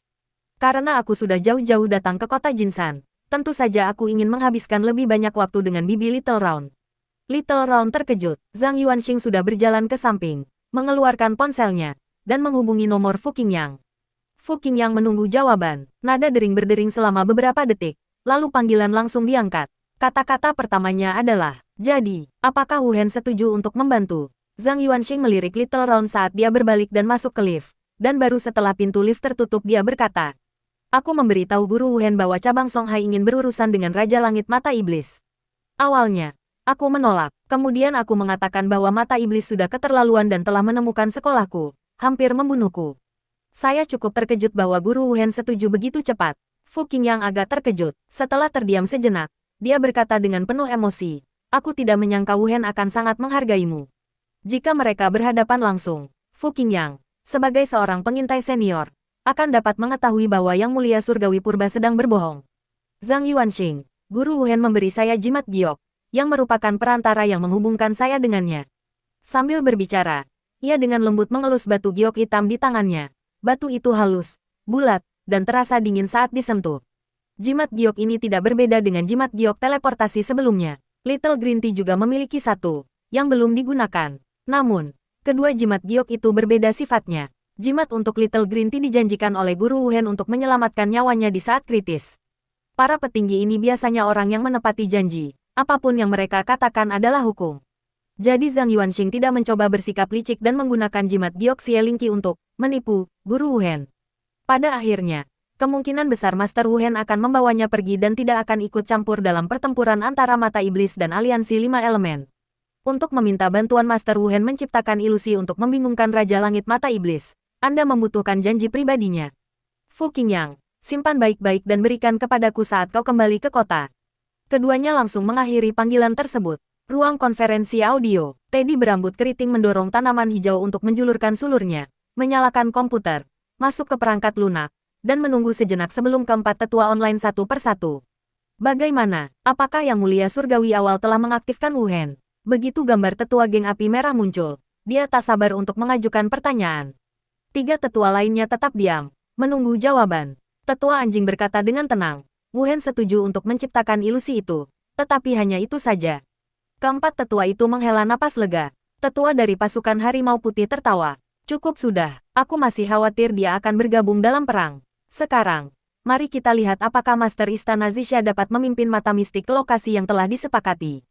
Tetua Luo Shen berkata, langkah ini sangat penting. Saya harap wanita itu tidak melakukan kesalahan. Tetua di halaman tengah kemudian bertanya, apa syarat untuk menjadi tanpa jejak? Dok Elder berkata, tidak ada syarat. Tetua di halaman tengah langsung waspada. Tidak ada apa-apa. Tetua Luo Shen dari Istana Dewa Air angkat bicara. Mengingat gaya film Trachelespas, dia tidak akan bertindak gegabah. Harus ada syarat-syaratnya. Mereka menominasikan Primal Celestial Venerable karena dia dekat dengan tim kecil itu, dan mengirimnya akan memungkinkan negosiasi dan diskusi. Jika itu orang lain, mereka bahkan tidak akan sempat melihat si nihilis itu. Primal Celestial Venerable, berarti, sangat penting. Namun mereka tidak menyangka, Trachelespas akan membantu mereka secara gratis. Tetua anjing berkata, itulah persis yang dikatakan Fu Qingyang. Aku baru saja akan membicarakan hal ini denganmu. Menurut Fu Qingyang, Trachelespas mendengar bahwa Primal Celestial Venerable hampir mati di tangan Raja Langit Mata Iblis. Jadi dia langsung setuju. Penekanan orang ini pada Yang Mulia Surgawi Purba sungguh luar biasa. Bagaimana pendapat kalian semua? Tetua Luo Shen berkata dengan heran. Sebagai penguasa profesi jahat, tidaklah pantas dan tidak masuk akal baginya untuk menganggap begitu penting Yang Mulia Surgawi Purba. Prajurit Harimau Putih tetua agak waspada. Dia sangat menghargai Yang Mulia Surgawi Purba. Apa yang ingin dia lakukan? Memicu rakyat kita untuk melawan kita. Kekhawatiran utama sang tetua adalah kemungkinan stafnya direkrut oleh orang lain. Dok Elder menyampaikan pendapatnya. Secara pribadi, saya rasa tidak banyak liku-liku dalam cerita ini. Yang Mulia Surgawi Primal sangat pandai bersosialisasi. Bukan hanya Wuhen. Master Istana Zixia sangat dekat dengannya. Dalam insiden menara burung pipit perunggu, Wuhen berhutang budi kepada Yang Mulia Surgawi Purba, yang sebagian besar untuk membalas budinya. Namun, ini menunjukkan bahwa dia sangat menghormati dan memiliki niat baik terhadap Yang Mulia Surgawi Purba. Setelah mendengar itu, sesepuh dari pasukan Harimau Putih merasa jauh lebih tenang dan tertawa. Anak ini cukup pandai memperluas jaringannya.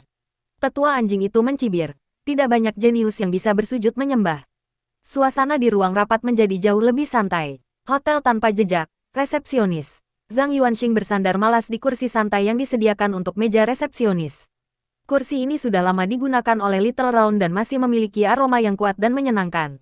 Dia mengambil jus di sampingnya dan menyesapnya. Melihat punggungnya yang mulus dan lekuk pinggulnya yang menakjubkan, dia hanya bisa mengatakan bahwa bibi ini sangat berbakat. Celana yang dikenakannya longgar, tetapi diregangkan begitu ketat sehingga membuatnya terlihat begitu berisi. Tante Little Round, bisnis di hotel sepertinya tidak begitu bagus. Selama waktu istirahatnya yang berdurasi 1 jam, hotel tersebut menerima 3 kelompok tamu. Salah satunya memesan kamar per jam. Tidak banyak orang yang lalu lalang di pinggiran kota, jadi bisnis tentu saja buruk. Lagi pula, jika kau terus menatap pantatku, aku akan mencungkil matamu. Little Round tidak berbalik, suaranya terdengar dingin dan mengancam. Tante Little Round, kau telah berbuat salah padaku. Aku baru menyadari bahwa fetisku, yang terdistorsi oleh alat peraga itu, tampaknya telah meningkat drastis. Zhang Yuanxing menatap bokong indah Little Round bukan karena nafsu, tetapi untuk melihat apakah hasrat seksualnya telah meningkat. Bagus sekali. Aku jarang memikirkan tentang kepang rambut lagi, pikir Zhang Yuanxing dengan puas. Melalui praktik yang dilakukannya sendiri, ia memverifikasi salah satu karakteristik orang-orangan sawah. Jika efek XP tidak terlalu parah, dan seseorang mundur dari ambang batas dan meninggalkan alat tersebut lebih awal, maka XP yang terdistorsi dapat diringankan. Dia mengujinya pada Little Round dan Guanya. Si bulat kecil mencibir, bahkan tanpa orang-orangan sawah itu, fetismu tidak sepenuhnya normal. Mengapa kamu mengatakan demikian? Si bulat kecil berkata dengan tenang. Kau tampaknya memiliki ketertarikan khusus pada wanita yang lebih tua. Apakah itu karena kau kekurangan kasih sayang seorang ibu saat masih muda? Itu sungguh keterlaluan. Hanya dalam satu kalimat, kamu mengkritik hobiku dan membuka kembali luka lamaku. Jika itu adalah seorang anak laki-laki yang pemalu, dia pasti akan tersipu malu sekarang. Tetapi Zhang Yuanxing adalah seorang yang sangat ramah dan mudah bergaul, terlatih secara profesional, dan tidak akan pernah merasa canggung atau terdiam dalam kecanggungan. Dia menyesap jus manis itu dan berkata, saya tahu pernyataan serupa. Pandangan seseorang tentang pemilihan pasangan dan orientasi seksual sebenarnya mulai tumbuh di masa kanak-kanak, dan terbentuk serta menjadi stabil di masa remaja. Jadi, sebagian besar orang mesum memiliki masa kecil yang tidak bahagia, yang sungguh menyedihkan. Oleh karena itu, kita harus memberikan masa kecil yang bahagia kepada anak-anak. Tentu saja, saya sama sekali bukan orang mesum. Tetapi saya menyukai wanita yang lebih tua karena ayah saya meninggal ketika saya masih sangat muda. Dan saya menjadi sangat bergantung pada ibu saya. Tetapi ibu saya malah meninggalkan saya di rumah orang tua saya. Saya kekurangan kasih sayang ibu saat tumbuh dewasa. Dan saya menginginkan apa yang tidak saya miliki. Jadi mungkin itu alasannya. Si bulat kecil hanya melontarkan komentar sarkastik biasa. Tetapi dia tidak menyangka akan mulai membahasnya. Tiba-tiba, dia tidak tahu harus menanggapi seperti apa. Jadi dia mengabaikannya. Zhang Yuanxing terus berbicara, apakah Bibi Little Round punya pacar? Apakah dia sudah menikah? Apakah dia punya anak? Bibi Little Round terdiam sejenak, lalu berkata, jadi, kau ingin mengejarku? Mengejar profesi jahat, aku tidak suka mendengar itu. Kau seharusnya tahu betul sikapku terhadap profesi jahat. Mengatakan hal-hal seperti itu membuatku merasa kau sama sekali tidak mempercayaiku. Maaf, saya salah bicara. Jadi, apakah Anda benar-benar akan mengejar saya? Tante Little Round cantik dan memiliki bentuk tubuh yang bagus. Dia tidak memiliki kekurangan kecuali usianya. Tetapi usianya justru menjadi nilai tambah bagi saya. Jadi, si kecil bulat mengeluarkan pemotong kertas dari tempat pena. Hanya mengobrol santai. Zhang Yuanxing adalah sosok yang fleksibel dan mudah beradaptasi. Pada saat itu, seorang pekerja pengantar makanan berseragam biru tiba di hotel dengan skuter listrik. Kurir pengantar barang itu menerobos masuk ke lobi sambil berteriak, Little Round. Aku tidak mau jadi kurir pengantar barang lagi. Primal Celestial Venerable, apa yang kau lakukan di sini, bajingan? Kurir pengantar barang itu berwajah agak pucat, memiliki alis tebal, mata cerah, dan tampan tetapi tidak feminin. Dia seperti serigala kecil yang garang. Mengapa kamu mengantar makanan? Tanya Zhang Yuanxing dengan heran. Bodoh, tidak berpendidikan, tidak punya pengalaman kerja. Apalagi yang bisa kau lakukan selain mengantar makanan? Little Round berkata dengan tenang. Lalu menatap Kou Beiyue dan berkata dingin. Ini kebebasanmu, tapi jangan harap aku akan memberimu uang. Kou Beiyue mengeluh. Bukannya aku tidak mau bekerja, tapi aku benar-benar tidak sanggup lagi melakukan pekerjaan pengantaran ini. Aku baru saja bertemu seorang tante yang menyeretku ke rumahnya dan mengatakan dia ingin berteman denganku dan akan memberiku 20.000 yuan sebulan. Dia bahkan menyentuhku. Aku punya banyak pesanan. Aku tidak punya waktu untuk mendengarkan omong kosongnya. Jadi aku kabur. Dia malah memberiku ulasan buruk. Aku tidak sanggup lagi melakukan pekerjaan menyebalkan ini. Anak ini masih terlalu muda. Beberapa tahun lagi, kau akan tahu betapa hebatnya wanita kaya. Zhang Yuanxing terstunet. Si bulat kecil menoleh untuk melihatnya, seolah ingin mengatakan bahwa inilah cara yang tepat untuk memilih pasangan.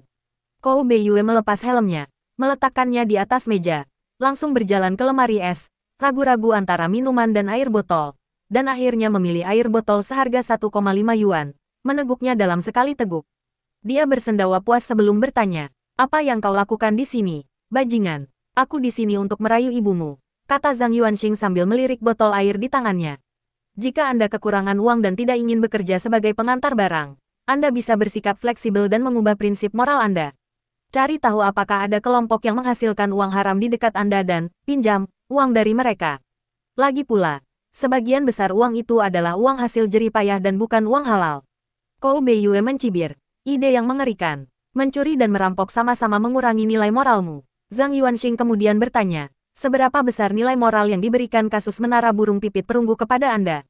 1.300. Apakah kamu biasanya melakukan hal-hal buruk? Kau menghinaku. Benar sekali. Karena kamu tidak melakukan hal buruk apapun.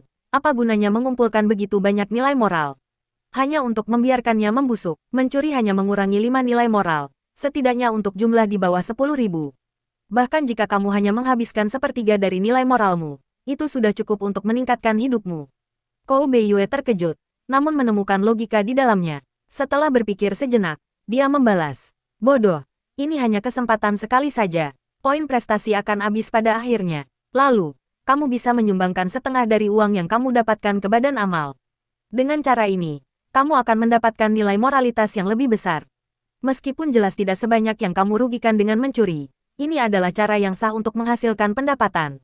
Dengan nilai moralitas 1.300, kamu bisa terus melakukan ini setidaknya selama setahun tanpa khawatir tentang biaya hidupmu. Kou Beiyue termenung dalam-dalam. Si bulat kecil menatap Zhang Yuanxing dengan ekspresi aneh dan berkata, kau tidak bisa menggunakan kecerdasanmu dalam hal semacam ini, kau harus menggunakannya untuk hal yang benar. Hanya mengobrol saja, Zhang Yuanxing menghabiskan minumannya dalam sekali teguk dan berkata, aku harus pergi sekarang.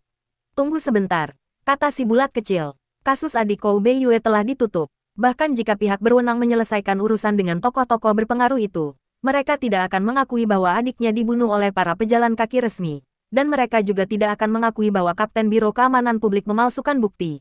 Jika kasus ini tidak dibatalkan, dia tidak akan pernah bisa bertemu orang tuanya lagi. Bisakah kamu membantu? Kou Beiyue memperhatikan dengan gugup. Zhang Yuanxing berpikir sejenak, lupakan soal menjadi berita. Tapi kita bisa mengubah kasusnya kembali dan meminta seseorang dari Biro Keamanan Publik pergi ke rumahnya untuk melaporkannya. Jika Anda setuju, saya bisa mencoba menanganinya. Kou Beiyue dengan cepat berkata, cukup. Itu sudah cukup. Zhang Yuanxing melihat kerendahan hati dan ketidakberdayaan orang biasa dalam dirinya. Suasana hatinya yang ceria tiba-tiba berubah masam. Dia meninggalkan hotel dengan diam-diam tanpa mengucapkan sepatah kata pun. Kota, saat sedang melompat-lompat tanpa tujuan di antara gedung-gedung perumahan, mencari sesuatu. Raja Langit Mata Iblis menerima panggilan dari bawahannya. Tuan, targetnya telah berpindah tempat. Dia baru saja berkendara keluar kota dan saat ini berada di jalan raya. Orang-orang kami sedang melacaknya. Raja Langit Mata Iblis berkata, oh, lalu menambahkan, awasi terus, dan beritahu aku jika ada masalah. Setelah menutup telepon, dia melanjutkan pencariannya yang tanpa tujuan. Sekitar setengah jam kemudian, telepon berdering lagi. Suara bawahan yang mendesak terdengar. Yang mulia, orang-orang kami hilang. Kami tiba-tiba kehilangan kontak dengan mereka dan nasib mereka tidak diketahui. Sambil melilitkan ikat kepalanya di leher, Raja Langit Mata Iblis berkata, mereka sudah mati. Aku tahu di mana targetnya. Aku akan menangani sisanya sendiri. Dia telah memberi tanda pada anggota yang bertanggung jawab untuk pelacakan. Dan tanda itu tiba-tiba menghilang. Yang berarti pelacak itu telah meninggal. Tanda yang ia tinggalkan pada sasaran tidak hilang. Ini menunjukkan bahwa anggota Zisa Palace menemukan penguntit tersebut, melenyapkan pembuntutnya, tetapi tidak menemukan jejak apapun. Orang yang melakukan gerakan itu bukanlah kepala Istana Zisha. Jika memang ketua Istana Zisha yang mengambil langkah itu, dia pasti akan curiga mengapa wanita itu begitu peduli pada anggota biasa. Jika penguntit tersebut tetap tidak terdeteksi dan berhasil menemukan tempat persembunyian anggota Istana Zisa, dia juga harus waspada terhadap alasan mengapa ketua Istana Zisa begitu ceroboh. Raja Langit Mata Iblis berlutut dan melesat ke langit seperti anak panah. Larut malam, di sebuah desa yang berjarak lebih dari 60 km dari kota. Di luar kota, Teddy berambut keriting memandang Master Istana Zisha, yang mengenakan kostum kuno berwarna merah, dan berkata, aku sudah memanggilnya. Berikut beberapa aturan yang perlu kalian perhatikan. Pertama, jangan ucapkan kata hewan. Kedua, jika kalian melihat kelinci datang, jangan hiraukan. Ketiga, jika ada anggota staf yang datang untuk bertanya, perhatikan seragam mereka. Para staf berseragam hitam, jangan menjawab. Sama sekali jangan menjawab. Para staf berseragam biru, katakan saja, saya baik-baik saja. Saya tidak butuh bantuan. Anjing itu berkata, aturan-aturan ini adalah aturan luar. Ingat jangan masuk terlalu dalam ke kebun binatang. Mata Master Istana Zisha berbinar penuh minat saat dia bertanya, apa yang akan terjadi jika kita menggali lebih dalam? Tetua anjing tertawa kecil dan berkata, kebun binatang ini memiliki 3 lapisan. Lapisan terluar sesuai dengan overload level 7. Lapisan kedua sesuai dengan level 8, yaitu area yang saat ini dapat saya kendalikan. Dan area inti sesuai dengan level 9, yang bahkan saya pun tidak berani masuki. Jika Anda ingin kembali ke alam roh, silakan menjelajah lebih dalam. Kembali ke alam roh berarti meninggal. Pada saat itu, bayangan besar membayangi, menghalangi cahaya bulan di atas. Bayangan itu perlahan turun, jatuh dari langit di atas kota. Bayangan itu tidak mendarat di kota, sebaliknya, ia dengan kuat mendorong kota itu ke samping. Benar sekali, mereka saling berdesakan secara fisik. Lokasi asli kota itu tergantikan oleh bayangan tersebut, dan kota itu terhimpit ke tempat yang sangat terpencil. Setelah bayangan itu menghilang, wujud aslinya perlahan-lahan muncul. Tepat di seberang tetua anjing dan kepala istana Zisha terdapat gerbang kebun binatang. Sebuah gerbang listrik panjang yang tertutup rapat dengan tulisan, kebun binatang, terukir di sebuah batu besar di sampingnya. Di balik gerbang listrik terdapat vegetasi yang rimbun. Master istana Zisha menatap ke kedalaman kebun binatang dan berkata sambil tersenyum. Apakah Xiaohuqi ada di dalam? Di mana dia dikurung? Jika aku masuk, bisakah aku membunuhnya sekalian? Tetua anjing berkata dengan serius. Bagaimana cara menghadapinya adalah urusan aliansi 5 elemen. Jangan menimbulkan masalah. Master istana Zisha terkekeh. Jika saya bersikeras membunuhnya, dan Anda tidak setuju, saya akan menolak untuk bekerja sama. Mata mungil Dok Elder yang seperti kancing itu berkilat dengan cahaya berbahaya. Aku tidak akan menerima ancaman. Master istana Zisha tertawa lebih lepas lagi, sambil menutup mulutnya dan bertingkah manja seperti anak perempuan. Kau anjing yang membosankan. Kau sama sekali tidak punya selera humor. Apakah kau sudah terlalu lama menjadi anjing dan lupa cara bercanda? Hei, aku ingat Teddy sangat kuat, dan kau adalah iblis kayu. Apakah kau pernah punya ide untuk berkembang biak? Jika Anda harus memilih, apakah Anda lebih menyukai anjing betina atau wanita normal? Tetua anjing masih belum cukup memahami kepribadian selir istana yang gila ini dan tidak bisa terbiasa dengannya. Rambut keritingnya bergetar, dan dia hampir tidak mampu menahan keinginan untuk menindasnya. Pada saat itu, prajurit harimau putih tetua, yang bersembunyi di dekat situ, berkata dengan suara berat. Dia di sini, aku bisa merasakannya. Dalam hal penjelajahan, Elder Scout memiliki keunggulan dan otoritas mutlak, bahkan Dewa Perang kuno yang paling jeli pun tidak dapat mendeteksi penjelajahannya. Tetua anjing segera membuka mulutnya dan meludahkan batu giok hitam yang halus. Dia melemparkan giok itu ke tanah, mengangkat cakarnya, dan menghancurkannya dengan bunyi retak. Sebuah lingkaran cahaya berwarna abu putih menyebar keluar, seperti gelombang pasang, menyebabkan segala sesuatu yang dilaluinya kehilangan warnanya. Dalam sekejap, dunia berubah menjadi hitam putih. Sebuah suara rendah dan tertahan bergema. Sampaikan tuntutan Anda, tetua anjing berkata dengan suara berat. Tolong ubah kebun binatang saya menjadi bagian dari kota yang jauh itu, sehingga menjadi satu kesatuan. Begitu selesai berbicara, kepala istana Zisha terkejut mendapati bahwa kebun binatang di belakangnya telah berubah menjadi deretan rumah bata merah dengan ketinggian yang berbeda-beda. Sebagian rumah diterangi lampu, sementara yang lain gelap gulita. Jalan-jalan beraspal semen berkelok-kelok di antara bangunan-bangunan, membentuk satu kesatuan dengan kota di kejauhan. Menarik, serunya. Aku sama sekali tidak bisa membedakan apakah ini palsu atau tidak. Saat mereka berbicara, kesuraman memudar, dan dunia kembali ke warna aslinya. Tetua anjing tidak ragu lagi dan berkata, masuk. Kepala istana Zisha tidak lagi ragu-ragu dan melarikan diri ke kota. Dok Elder mundur ke kejauhan. Sekitar 10 menit kemudian, sebuah mobil melaju di jalan aspal yang lurus dan memasuki kota tanpa berhenti. Setelah sekian lama, sesosok muncul dari langit dan mendarat di luar kota. Sosok itu mengenakan kemeja hitam lengan pendek, celana olahraga abu-abu, dan ikat kepala olahraga. Tampak ceria dan tampan, dia adalah Raja Langit Mata Iblis. Dia melepas ikat kepalanya, memperlihatkan mata vertikal yang memancarkan sinar merah menyala. Sinar cahaya itu menyapu kota untuk waktu yang lama sebelum berbelok ke arah ladang terbuka di luar kota.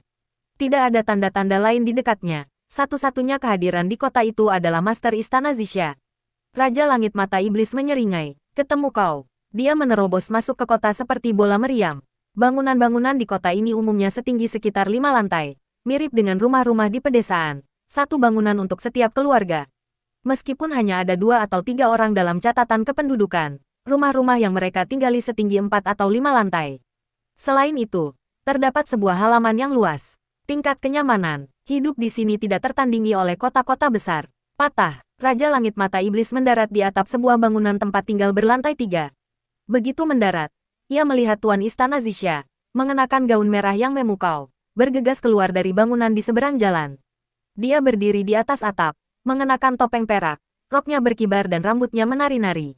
Keduanya saling berhadapan dengan jarak puluhan meter, dengan langit malam yang gelap di atas kepala dan angin sepoi-sepoi di sekitar mereka. Bibir Raja Langit Mata Iblis melengkung ke atas. Jika Anda ingin mengetahui kebenaran tentang pembantaian keluarga Cukala itu, Anda bisa bertanya kepada saya. Berikan saja bukti apapun tentang pejabat yang menggelapkan dana dan menerima suap, dan saya akan menukarkannya dengan Anda. Mengapa harus ribut-ribut soal sesuatu yang begitu sederhana? Baiklah, kau masih punya kesempatan. Berikan aku daftar penerima suap dari kota atau provinsi.